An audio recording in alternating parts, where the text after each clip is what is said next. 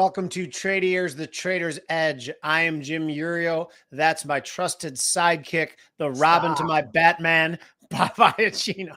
By the way, the only reason I said that is because you looked like you hadn't had the right amount of caffeine, so I needed to piss you off in some way. Okay. You pissed me off. You did it. Good. And now you're awake. Congratulations. How about thank you? How about thank you? Anyway. Thank you very much. I appreciate it. Please join us also at unfilteredinvestor.com, where we take some of the things we talk about on the Trade Ear Hub and break it down into actionable, tradable things, even more so than we do on the show. Bobby, something scary as shit happened. We need to talk about Monday on our other show. You said you went on to AI to get some clarification on what Powell said about stopping the runoff of his balance sheet, what he said on the 14th. And AI answered by saying at the October 29th FOMC meeting, Jay Powell announced this, by the way, this is October 27th, people. October 29th, Jay Powell said that starting December 1st, that they will be reinvesting proceeds, yada, yada, whatever. That really happened, right? What is it? Is AI clairvoyant, or did someone just program it earlier? Did they know? Well, you can only look at it one of two ways, in my view. Either AI is completely unreliable, which we've both noticed mistakes. We both talked about it on both of our shows. And we said we've corrected AI over and over again. This particular time, I literally responded. I go, what do you mean that's what they did on the meeting? Today's the 27th. And I have an Australian guy as my AI. And it's like, oh, you're right, mate. My mistake. They haven't done it yet, but the market expects this to happen. But the market didn't expect that. Didn't expect it. So today I asked it for the lottery numbers for this weekend, or the Mega Millions and Powerball. And it said, well, I can't really tell you the numbers, but sure you can. You want to just pick some for fun? I'm like, yeah, pick them. Give me the fun numbers. Okay, before we bring on our guests, was there anything that shocked you of the meeting except for when we saw that? Jesus Christ. But anything besides that? Yeah. Yeah, the main thing that shocked me was he said December's not a foregone conclusion. Someone needs to tell that to the CME Fed Watch tool. But I'm sure that that's changing as we speak, because the CME Fed Watch tool had 4 more cuts being priced in through June of 2026. While you're introducing the guest, why don't I go on the DSOFR and see exactly what it did? You want me to or no? Yeah, let's bring Jay Soloff. And Jay Soloff is an appropriate guest for this because he's not only a Hair Club for Men, a Trade Ear fan, but he's also a client. So let's bring Jay in.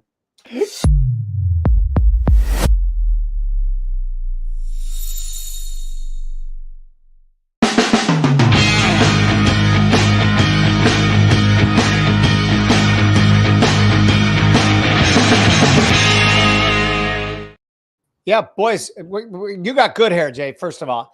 And a lot more than either one of us. These SOFR futures dropped from 97.01, pricing in 97 almost 3% yields at the end of the year. Now they're pricing in 2.9% yields. 3.1% yields by the end of the year.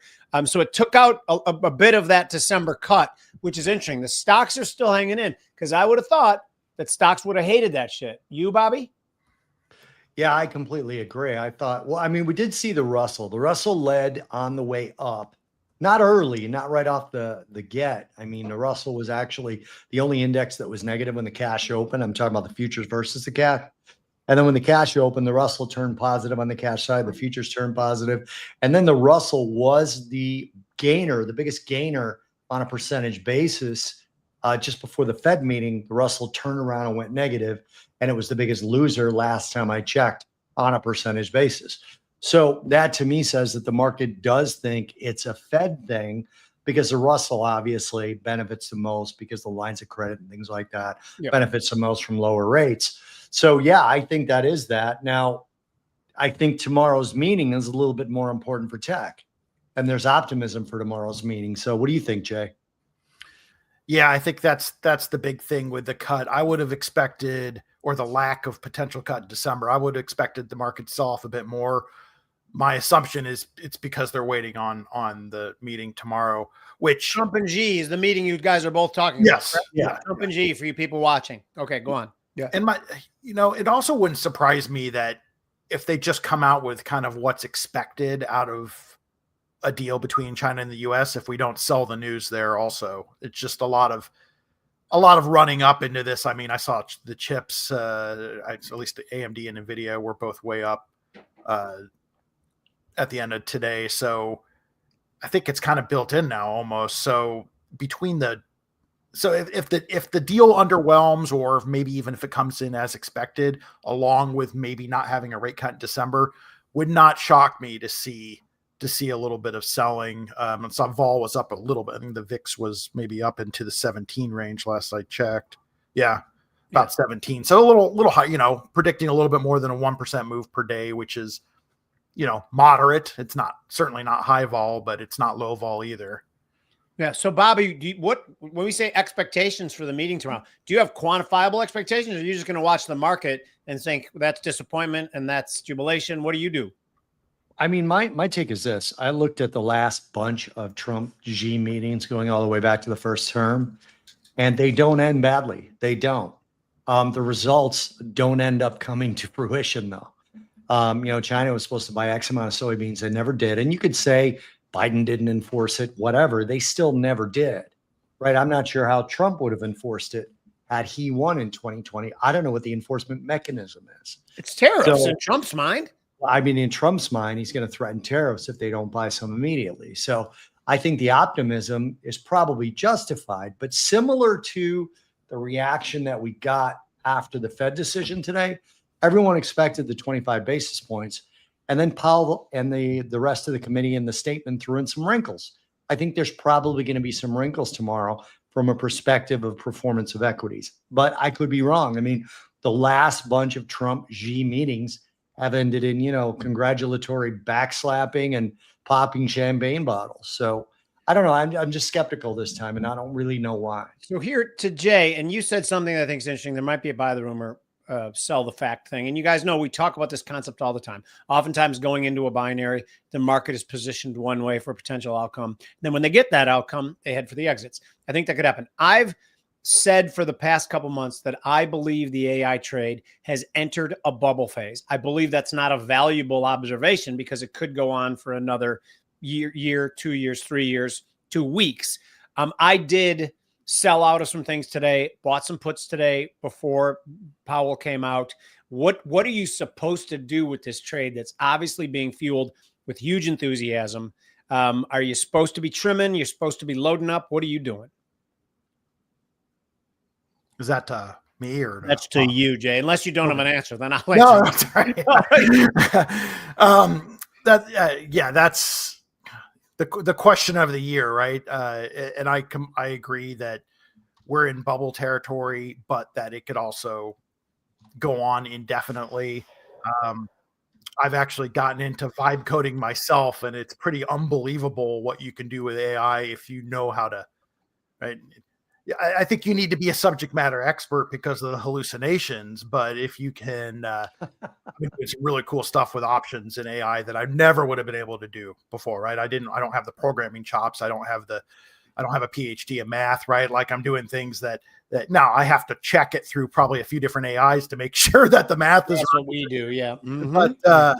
But so, I mean, the idea that AI is going to change the world, we're already seeing all these, white collar jobs being cut and replaced. So it's true, but also, right, there's a limited amount of pie to go around, and some of these valuations are crazy. So I like the hedge idea. Like I don't know as much as I'm not like a go to cash sort of person. I'm generally keep my positions on and then put on hedges. So whether those are put spreads or even overall like VIX calls or something like that. I mean, whatever seems to make the most amount of, dollar cents for the individual person, I think. Bobby, I'm going to throw it to you, but I want to say something real quick because I've never done VIX calls before. I just buy puts in the QQQ or buy Qs and SPYs or in futures. Bobby, what do you think?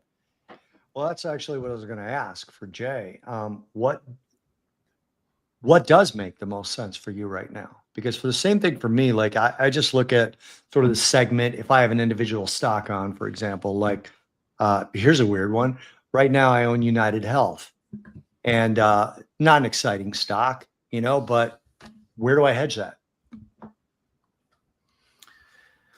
Yeah. So it's with AI, I think you're pretty safe hedging with something like QQQ, right? Because it's all very, the correlation is there, right? Something like UNH, yeah, you're probably not going to be able to hedge UNH with QQQ unless we have a crash-like scenario, right? And everything's going down, it doesn't really matter. So, I mean, UNH is one of those things I'd probably buy puts or put spreads in UNH, right? With AI, it's so much more correlated to the general market.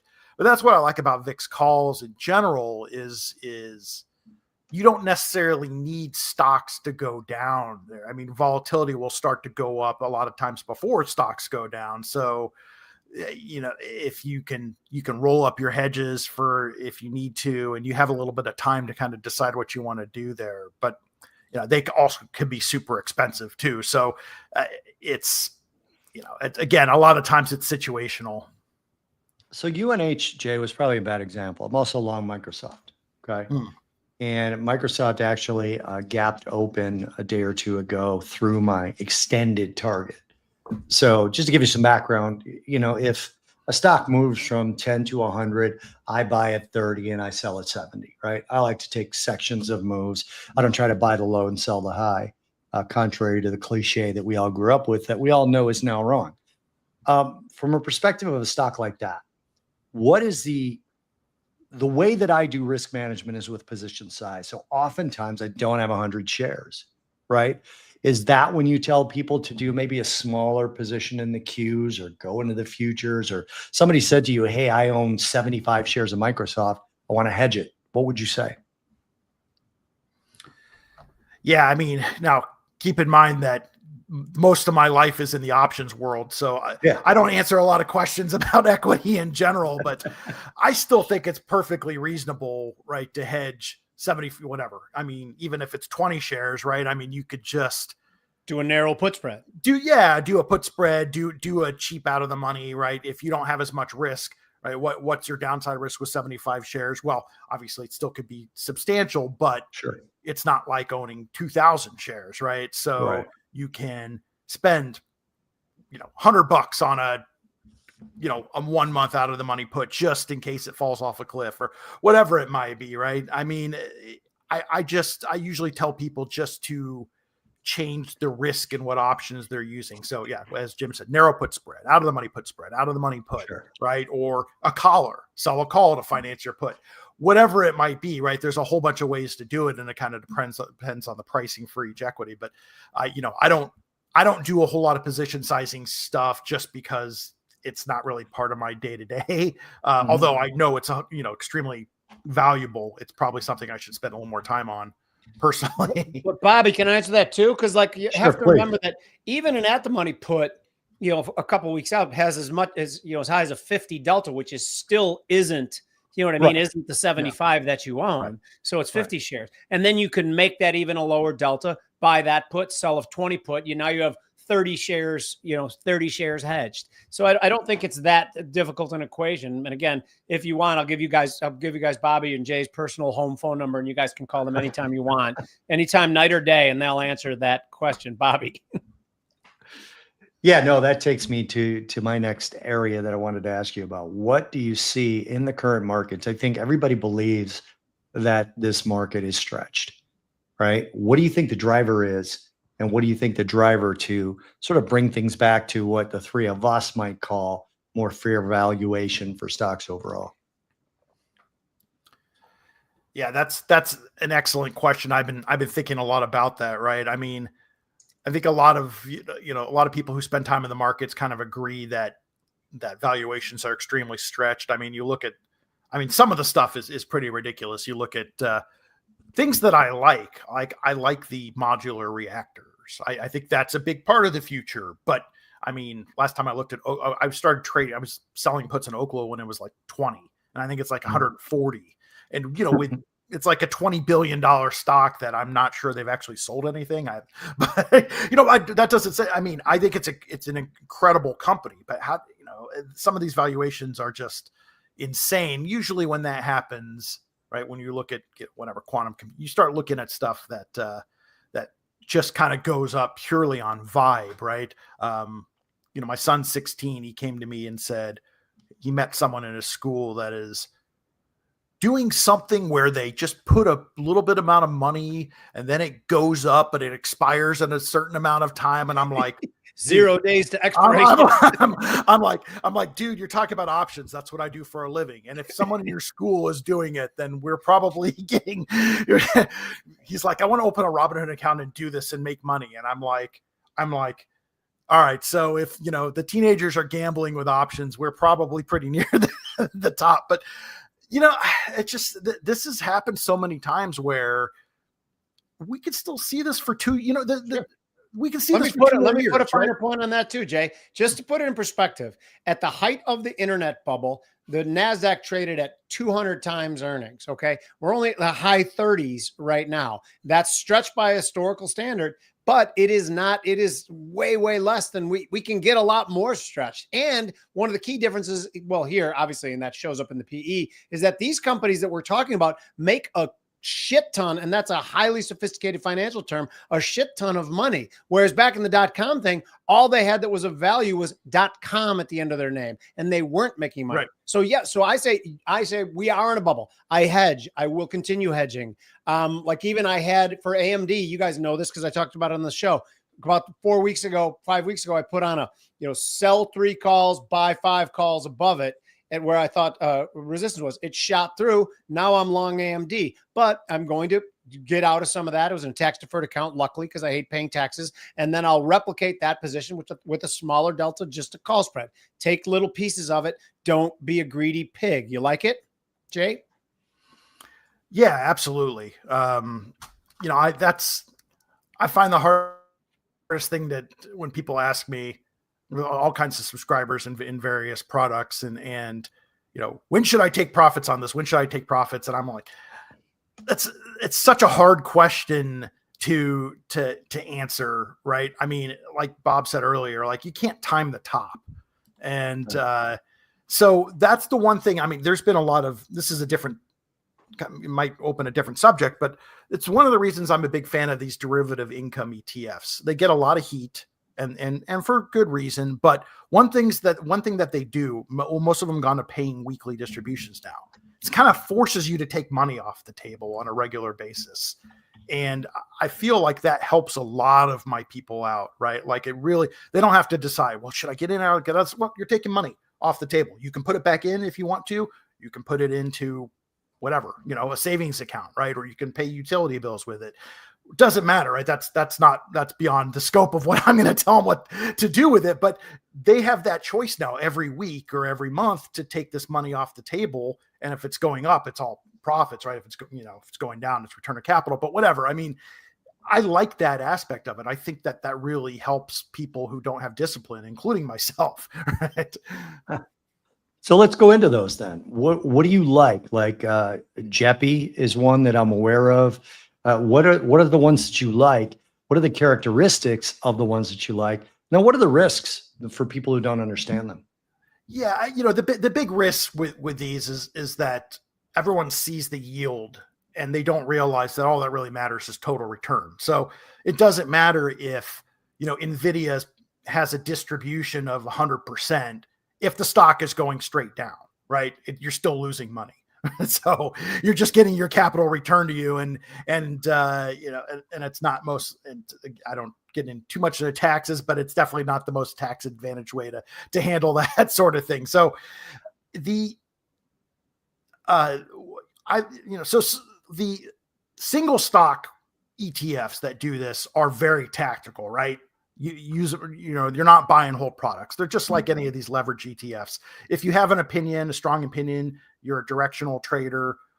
You can be a volatility trader, and these are easy ways to do that.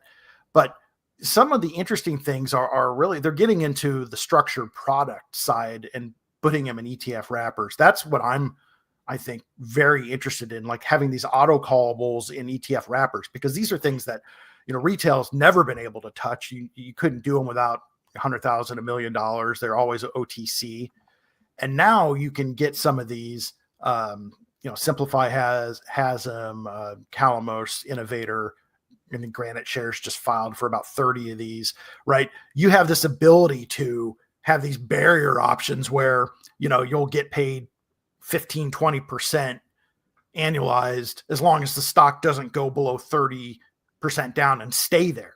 Right. And then they ladder them. So, there's not as much risk.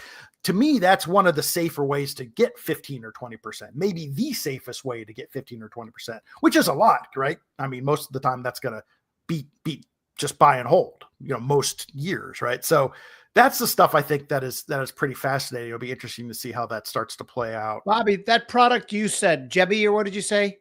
Can you describe what that? Excuse me, it's JEPI. And what does it do? It's JP Morgan Equity Premium Income ETF. So, and what that whole conversation, by the way, and I could fancy myself as not an idiot, and I was having a difficult time following. Bobby, so what does it do exactly? So basically it buys S&P 500 stocks and then sells covered calls. Okay, that's interesting. So that's income generating while it's still, it got beat up the last 2 days pretty bad on a price basis. Right. Yeah. But there's a trailing yield to it. And it's one of the lower expense ratio ones. I think the Goldman Sachs one's a little bit lower.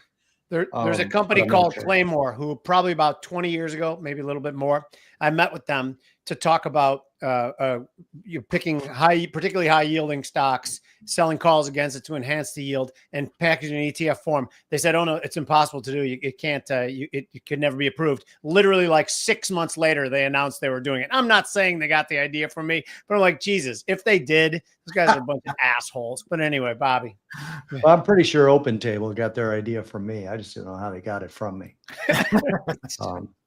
Yeah, I'll tell that story if you guys are interested in another off the air. So let's go back to sort of the general markets, Jay, if we could. Mm-hmm. What do you take from today's Fed meeting? I know that we're doing this show, only 2.5 hours after the press conference. That actually matters. Jim and I have been of the opinion that this is probably, Jim, correct me if I'm wrong on this. I think you said this as well. We don't really understand a series of rate cuts right now. Where do you fall in that? Yeah, well, and now we haven't, how long has it been since we haven't had any data? So that certainly makes it harder. But I still think I'm of the belief that the biggest concern right now is still inflation. I'm starting to, a lot anecdotally, and the job market is tough. I know a lot of people who are, for various reasons, looking for jobs, either got laid off or they're looking for something better, and it's been brutal, right? Now that's total I'm in Arizona and it's different. I'm talking mostly local stuff, but like scorpions and shit. The scorpions take the jobs, and I mean it's deport all those scorpions. I would have zero problems with that. Have the ice gather up all the scorpions. I'm all for that. But yeah, I still think inflation's a concern. I actually teach microeconomics at a local college, and I hate tariffs. Right? It's as an economist, like I just think they're a bad tool to use, right? And I think that they are, and that's purely not political. That's my belief, just economically speaking. I don't think they're I'd say it's ours too, economically, as free traders, but yeah, we're absolutely free traders. But I will add, by the way, that the whole time I've been saying, if Trump can somehow make this work, which I don't have a high confidence level, but I will be the first to say, okay, you were right. China gave us a much better trade deal because you threatened those stupid tariffs. But I, again, as a free trader, as a Friedman, Hayek, Smith, whatever, Mises, economist, whatever, I say no to that shit. But I didn't mean to interrupt you. Sorry, Jay. No, that's fine. Yeah, no, and it's I mean, if the end result gets there, I mean, I will say also, like, hey, I surprised, but he got it done. I still don't like the method, right? And I still think that over the short term, inflation that one of the reasons is, we haven't even really truly seen the impact. There's a pretty big lag in the impact of tariffs and prices, and but I think that we're still going to see some higher numbers on the inflation side that are going to be more of a concern than the employment numbers, right? I think employment is a longer term thing that we need to worry about. And so I do think that the rate cuts were I'm fine with a couple quarter point rate cuts, but spreading those out a little bit from forward, I think probably makes the most amount of sense, particularly since we don't have data. Right? Yeah, I have a question for you because my For me? opinion on this is evolving.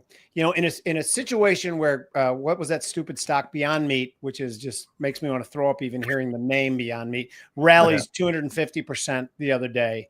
That to me still suggests that there's excess liquidity in the system, which would not be a good environment for rate cuts. However, I think that Jay Powell, like me, has an element of being terrified of the job destruction that AI is increasing exponentially. AI uptake to me looks like a gamma curve in stocks.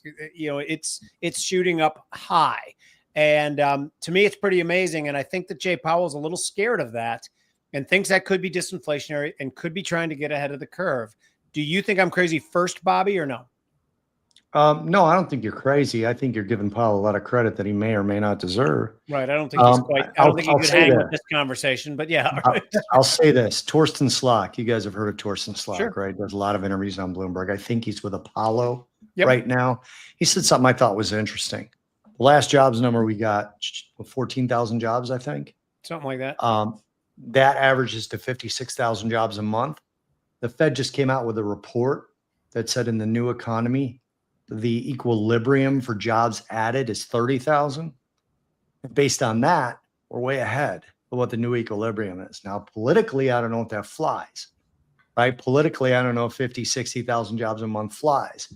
But again, in just basic like structural mathematical economics, if the Fed study is anywhere near correct, we're outperforming on jobs. Now we're cutting rates into what is at least a stable job market and an inflation rate somewhere between, I think everybody agrees, somewhere between 2.5% and 3.1%. So I'm a little skeptical that he may be ahead of the curve on something that's probably going to take fewer years than I think to achieve. I don't know, Jay, what do you think? Yeah, I had a weird vision there while you were talking of what the hell is everybody going to do when AI takes all the jobs? But so I got kind of distracted thinking about what are jobs are people going to have here? But yeah, I mean, I think that makes a lot of sense. What you're saying about the equilibrium,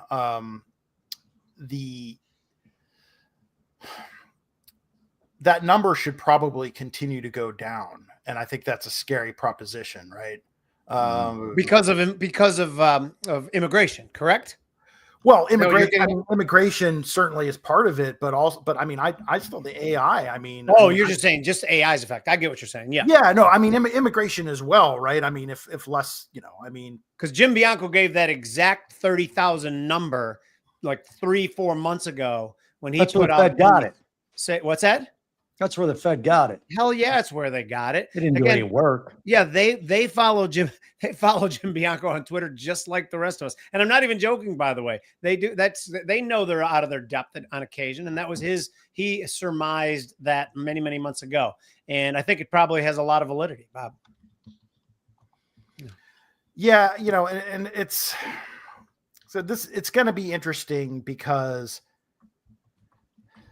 there are some things that are not going to be replaced for quite a while, right? Like I don't see, like Amazon's hiring how many? I mean, they're getting rid of a bunch of 30,000. Yeah, but then they're hiring 250,000. Yeah, so they're getting rid of 10,000 white collar, 30,000 white collar jobs, but they're hiring 250,000 seasonal employees. I mean, I don't see that stuff like that changing anytime soon, right? That's the infrastructure and capital required to replace all those sorts of jobs. So, that's kind of a microcosm, I think, for what's going to be happening. So, yeah. Anyway, so we were talking about employment. We take a quick time out here at this part of the show, half hour. And Luis, can you put up the banner?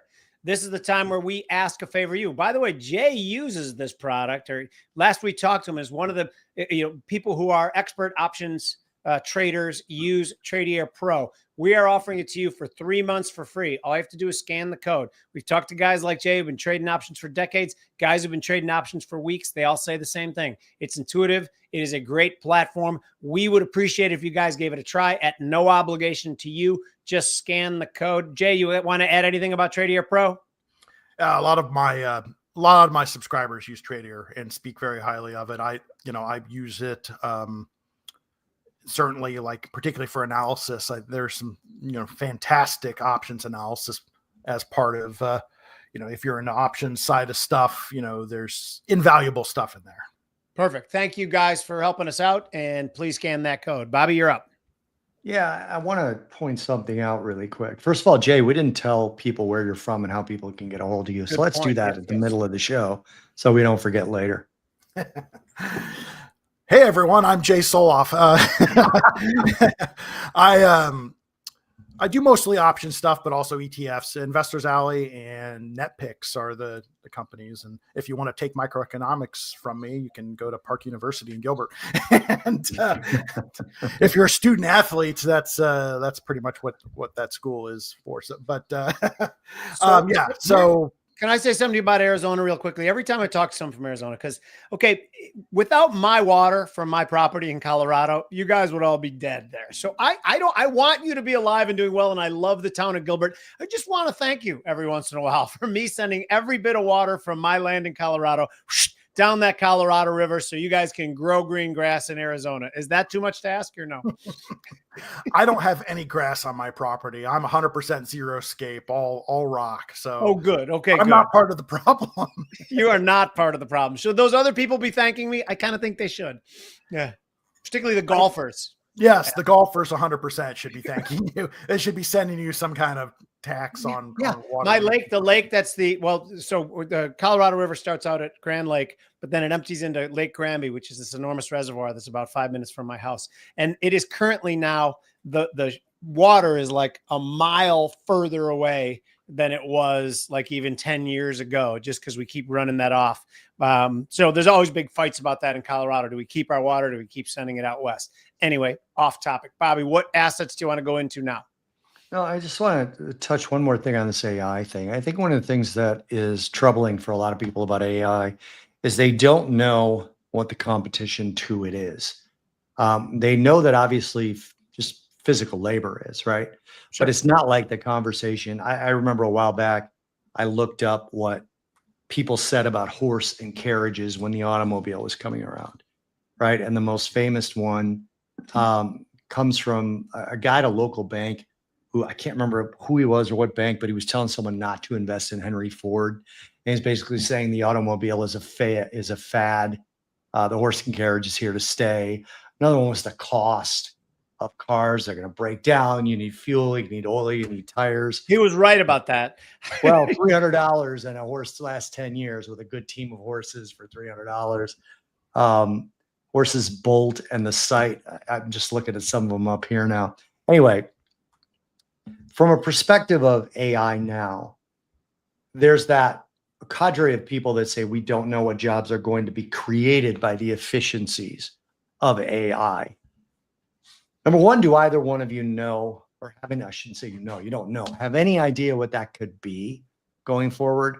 And number two, Jay, are you done with the chip stocks at this point when you're looking at things? Or, there's a lot of people talk about, I'd rather invest in the picks and shovels of AI. I don't really know what those are.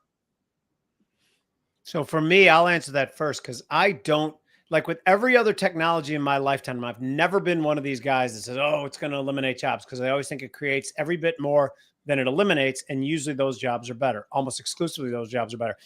I don't see how that's happening this time. I think it's anytime someone is the designer of AI, they're literally designing it to take that job that the designer just did. So I have no freaking clue what the jobs that AI are going to create, except for more plumbers, which the AI isn't directly creating that, obviously. But maybe we get to a point where, and maybe these last 40, 50 years where everybody works with their head and not their hands wasn't the greatest thing for our psychological condition anyway. Maybe we get more to the fact where we live better. AI solves some of our problems, but we're working more building things. And I guess that's dumb. Even hearing myself saying it, it's dumb, but there's some threads of that might be some truth to it. Yes, Jay?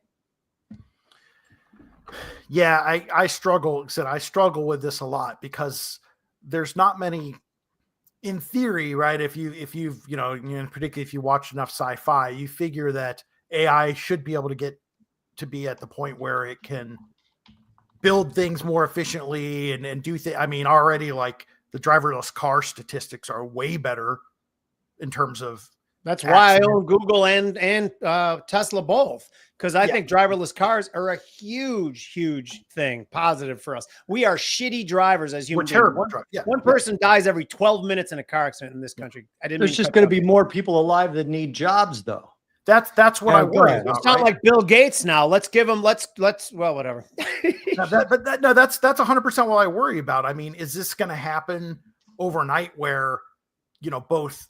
I mean, yes, already. Like my understanding is that at Arizona State, computer science is a pretty big. That's where I went to grad school, and it's close by. They have a really popular computer science program. A highly regarded one, and I think there are people coming in, basically saying you're not going to have a job, like change your major, right? Basically from the business community, that's already pretty much there, right? I can program extremely complex stuff as long as you understand the subject matter. You have to work with AI on the subject matter, but the programming part is fine. If it makes mistakes, eventually it'll figure it out. That's been my experience with it, right? But yeah, so we're talking about, so that stuff's pretty much almost already there. What about things like driving? I think we're close. Building buildings, or doing plumbing, right? Like some things are going to take longer, other things are not. But I mean, are there really any jobs that aren't really? I mean, there are some people who are going to want human touch for certain things, right? I mean, you probably want to go to a human first. I don't know. Massage parlors, I don't know, but that's right. Yeah. I don't know. It's just like everything could be on. It's hard. Any of you guys watching can think of where the jobs are going to be created with this AI move. Please tell us, because I'm at the tail end of my career, but I have kids and hopefully grandkids who are not, and I want to know what the hell they're going to do. But let's bring this show back to markets and investing. Okay, you go, Bob.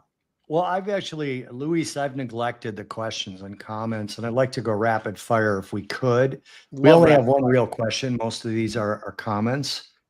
So if you're able to start from Remo saying good afternoon, because Remo is into house.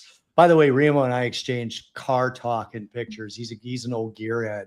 I love talking to guys like that. That Hash Over Cash said, "Have you said thank you once?"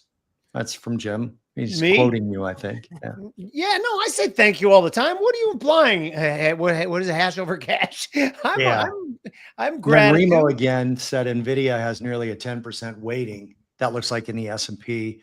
It's larger than the NASDAQ, I think. Yeah, definitely. And actually, I was watching Mike Green talk about the inevitability of these stocks becoming a bubble because of cap-weighted indexes. When somebody's putting $100 into the Qs, they're putting like $80 of that into NVIDIA.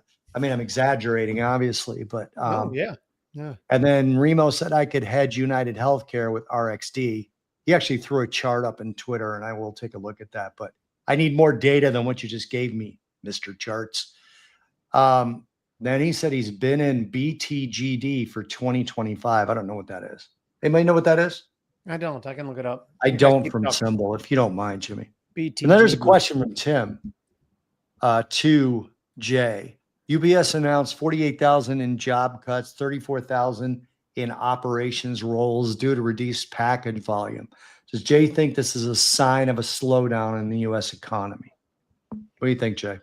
Yeah, I mean, that's got to be directly related to tariffs. I think so. It's probably more situational, but it's hard to separate that out. It wouldn't surprise me if a slowdown is part of that, but I mean, there's just there's a lot of stuff in the shipping industry that has been really hit hard by the tariff situation. So I think we'll see that increase. Well, obviously if a trade deal occurs, but also, I mean, just with the holidays coming up, that's gonna reverse there to some extent. So that's a good point though. Those numbers are, shipping numbers are obviously one of the things you want to look. It's like kind of like copper prices, right? I mean, nice leading indicator at times of the economy. By the way, you guys want to know what BTGD is? What is it? It's leverage 100% Bitcoin, 100% gold ETF. No. No, oh my God. No. Are you kidding me? Yeah. Who was that? Timmy who Wow. said he's in it? He said he's in it. That's what he said. And in it, I mean, certainly he doesn't mean in it 100%. I mean, to have something in that is interesting to me, but to have any sort of huge allocation to that would scare the absolute crap out of me. Yeah. By the way, gold's a volatile asset now, to be clear, Bobby. Yeah, it is. So just real quick, Remo again said the average cost of the new cars 2025 is now 50 grand. I'm going to go to Widge now, but then Tim put a funny comment and he said, Tim is not in BGTD. Tim, before the show's over, you told me a while back you were going to buy $10,000 worth of Bitcoin. I don't know if you ever did. We haven't talked about it. Widge put in a good comment that may actually deflect from Tim's question. Amazon delivery drivers have replaced UPS drivers here over the past couple of years. Is it a lateral move? I mean, I like it. I've been wondering that forever because it's definitely. I don't think either one of us know, right? It's symmetry, though.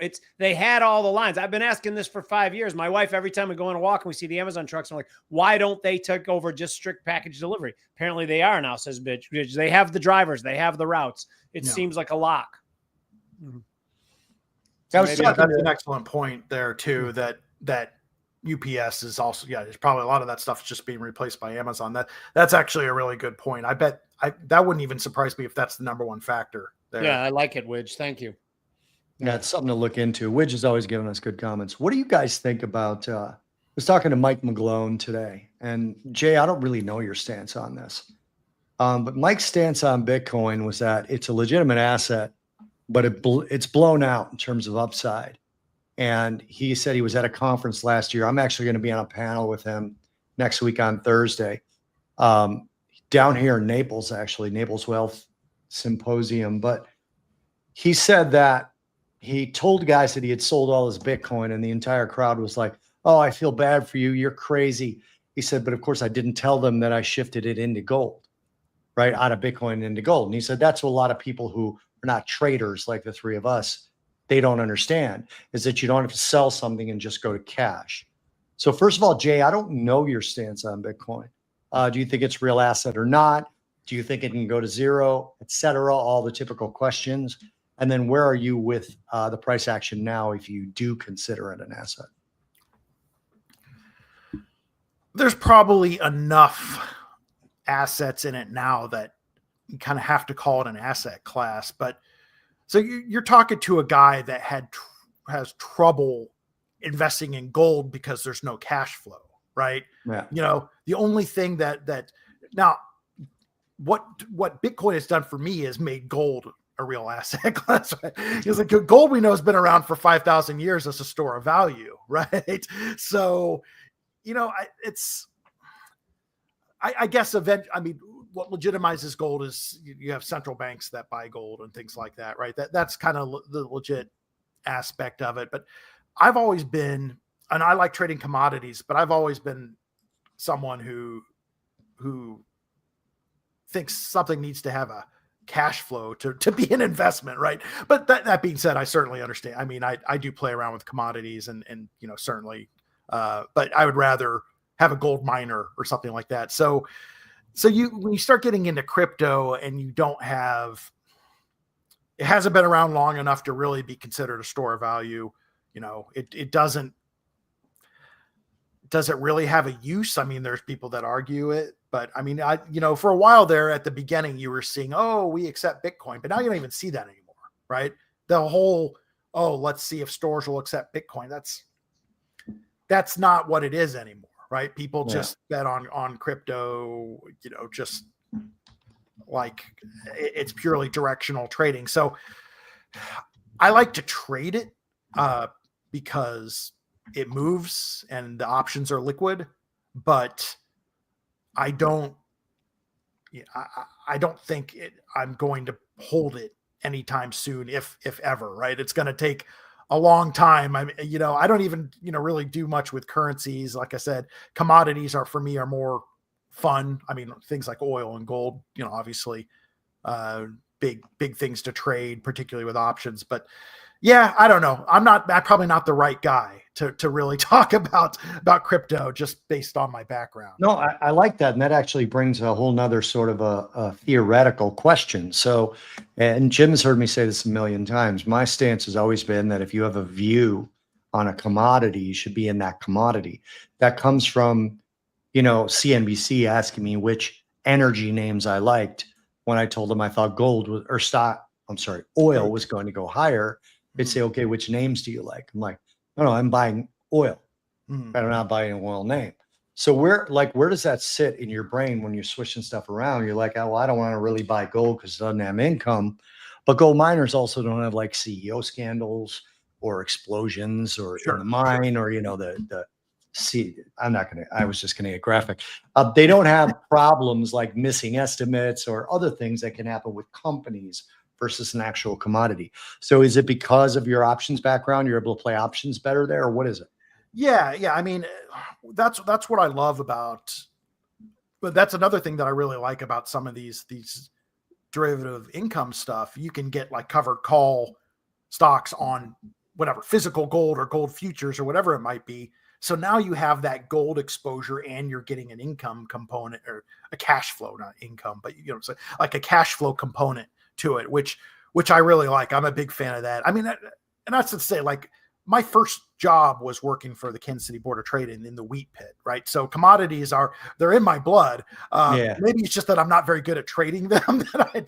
But, I have opinions on oil, natural gas, gold, stuff, and silver. I mean, I talk about that stuff all the time with my subscribers, but then it's usually like, okay, how can we use, where's the volatility? How can we use this via options, right? So, in my retirement account, though, I look at it and, I don't really see anything that's, I do actually know that's true. I have a put selling ETF on oil. So I am doing so I agree that oil's going up, but because of the volatility, what was going on, in the Middle East and stuff like that, I was trying to take advantage of the volatility of that as well. So so that's kind of a long answer to your question. Bobby, can I take a stab at the Bitcoin one? Yeah, please. Because every day it changes. Every day it's a little bit more of a rooted technology. And when you look at governments around the world, particularly the biggest government, our government being a big proponent of cryptocurrencies, each week, each month that passes, it becomes harder to uproot. And so I think it's at a point right now, we're getting rid of Bitcoin, like the whatever base case for it going to zero becomes less and less likely. Now, keep in mind, I never intended to have more than 2 to 3% of my net in Bitcoin. It's probably a little bit more than that just because of how the meteoric rise that it's had. And I'm not buying it anymore. Remember? Oh, by the way, I've been telling you guys for years and years, guys watching, that every Wednesday I have an allocation that buys cryptos. I stopped all that just because I had like 5% of my net worth in cryptocurrencies, which is not what I intended to do. But I think it's foolish to have none and it's foolish to have 20%. Bobby? I'm going to go into this conversation a little bit more because I'm obviously very interested in this because I just did a crypto podcast that they released last week, and I'm going to be moderating a panel at basically a crypto wealth conference down here in Naples. It's actually not a crypto panel, Jim. I just found out it's a macroeconomic panel, which I'm much more excited about. But I looked at after Jay said, because I agree, you don't hear about companies accepting Bitcoin anymore, right? So I'm going to bounce this off Jay and then Jimmy, you. What I said to the guy that interviewed me was, you're basically backed by fiat because there is no place where you can say you can buy this car for this many Bitcoin without dollars involved, right? The dollar's still always involved in the conversation, the fiat currency that we all really dislike at its core, right? Jay, you as an economist and Jimmy and I just being angry guys. So Microsoft accepts Bitcoin, but through their BitPay app and its store credit can actually buy something the way I'm reading this here. AT&T direct payments for phone bills, but via an app called BitPay. Overstock, direct for furniture, home goods, electronics, via Coinbase Commerce, right? So still you can't go in with your cold wallet and buy something. AMC Theaters, and this is to your point, Jimmy. AMC Theaters, direct for movie tickets, concessions via their app. Starbucks, indirectly via the Backed app, Whole Foods. It goes on and on. There's always this sort of a middleman that converts it to dollars for the end user. Now, Jim, it's a tax. It has tax implications no matter what. Okay, it does, because there's a middleman. But there's a middleman. Yeah, so I sold my Bitcoin. What you said, Jimmy, you said it's going to get harder and harder to uproot. I have a theory, Jay, and I'd like to hear your comment on this first. I think I've said this to Jimmy already. The next party in power, which there's only two, they've gone after the Trump family every way they can. You could say it's justified or not justified.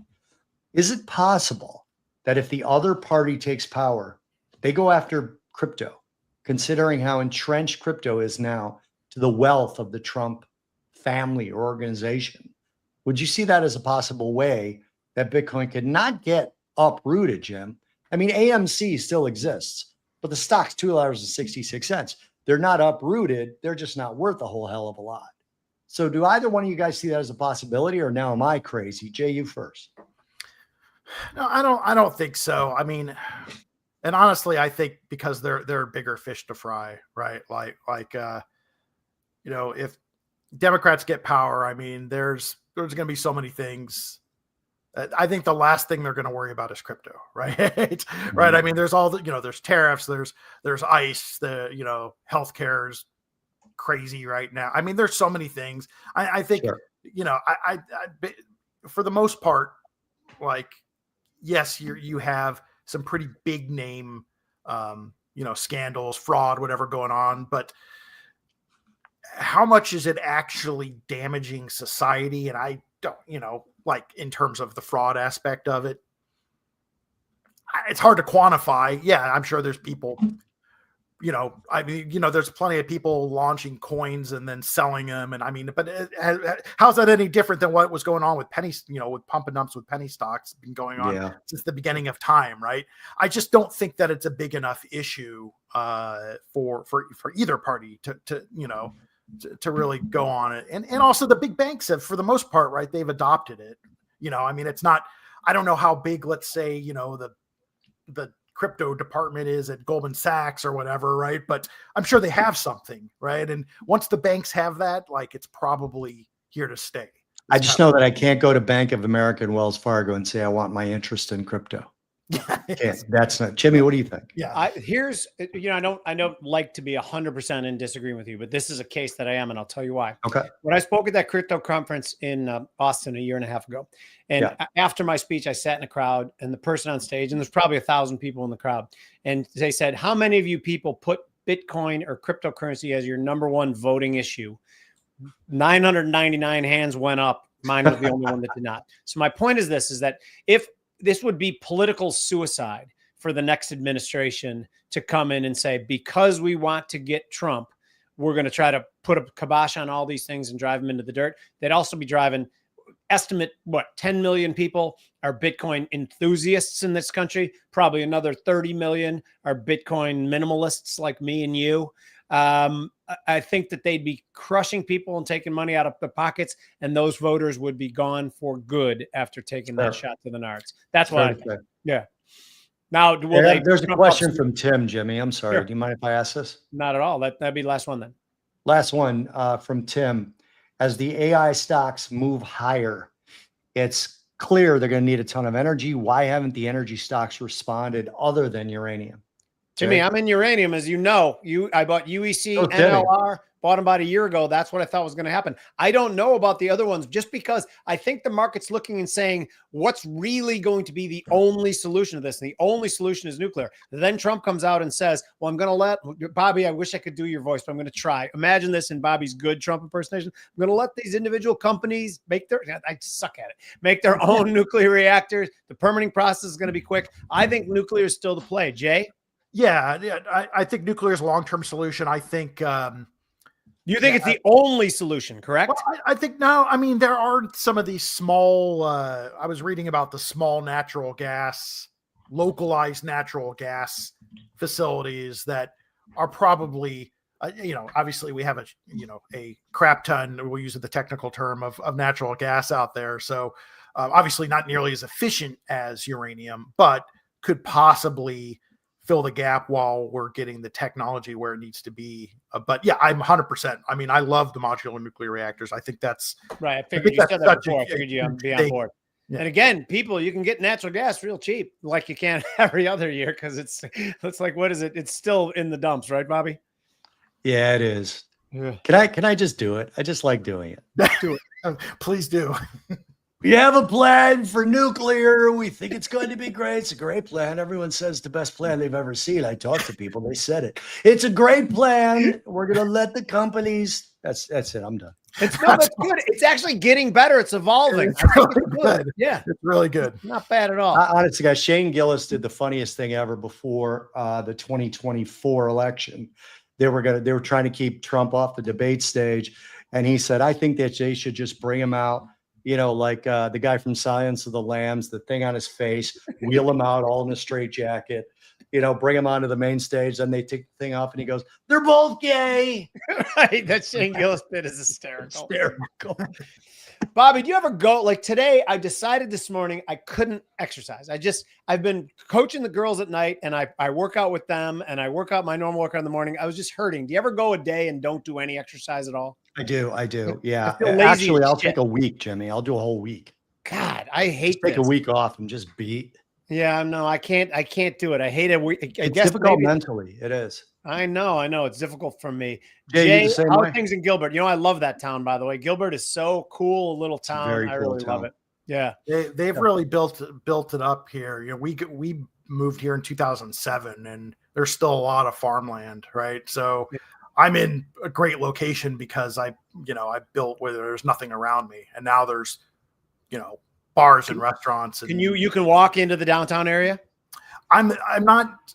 I teach. That's where I teach, actually, in the downtown area. But no, I'm about 15 minutes from that. But I'm over here. There's a place called Epicenter that's got all this cool stuff, and Santan Mall's over by me. And they just keep building more cool things. Oh yeah, it's a cool little area. I love it. It feels very westerny too. All right, I'm gonna go out. I gotta do Sean Thompson. Sean Thompson, Bobby. He has a radio show. I don't know him, no. He was a floor trader too, and now he has a radio show on Salem Radio, and he's quite good. So, wait, I know Sean. Yeah, I'm his guest tonight, so I got to. Sean lives down here. Yeah, he lives in Naples, right? Exactly. Yeah, I know him really well. Yeah, good. I'll talk to him about you. Get you on that show too.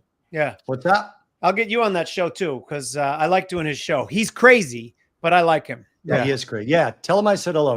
We know each other very well. I will for sure. Thank you so much, Jay. These guys can find you on Twitter at Jay Soloff, correct? Yep. At J, just the letter. Just the letter. Yes. Thank you for joining us. This is Tradiers, the Trader's Edge. Please join Bobby and I and Mike Arnold, our chief strategist at unfilteredinvestor.com. We take some of the things we talk about here, break them down into tradable things. Tradable things. Is that what I said? Bobby, we got to write copy for me. I don't know how to just improv this shit. Anyway, thank you for joining us on the Trader's Edge.